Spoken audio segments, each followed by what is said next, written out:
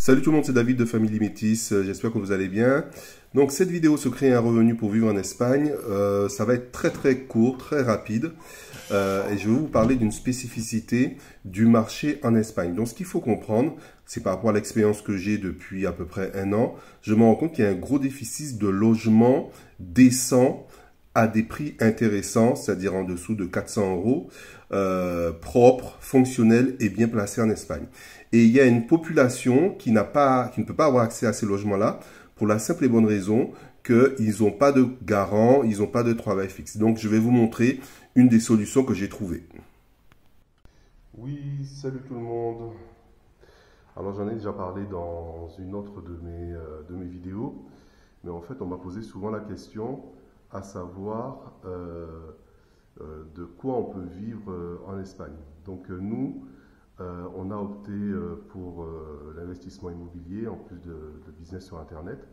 Et je voulais vous montrer un exemple de ce qui marche pour moi le mieux en Espagne et où le risque il est allez, proche de zéro. Donc ici vous avez une chambre qui doit faire une dizaine de mètres carrés, comme vous voyez là. D'accord. Ici vous avez l'armoire, le lit bien sûr, le meuble, le bureau, la télé, la clim, petite table de chevet, la poubelle. Voilà. Et l'une des choses les plus importantes sur lesquelles il faudra travailler, ça sera l'économie d'énergie. Pour vous donner une idée, on a réussi cet été à limiter les factures d'électricité à 200 euros pour une coloc de 5 personnes, où il y a la clim dans 4 appartements, plus un ventilateur dans le 5e. C'est juste pour vous donner une idée. Ça aurait dû être beaucoup plus élevé. Donc je ne sais pas si vous voyez ici, donc la clim elle est branchée, normalement là je l'ai débranchée parce qu'il n'y a personne. Et ici vous avez un petit boîtier. Et dans ce petit boîtier, en fait, il y a un dispositif qui permet de contrôler la climatisation.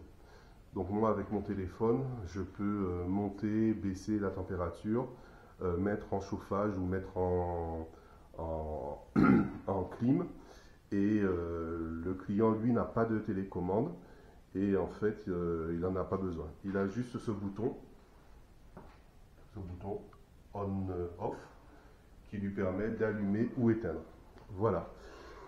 Donc, si vous voulez être accompagné sur ce genre de projet, n'hésitez pas à revenir vers moi, sachant qu'aujourd'hui, une chambre en coloc varie entre 300 et 400 euros.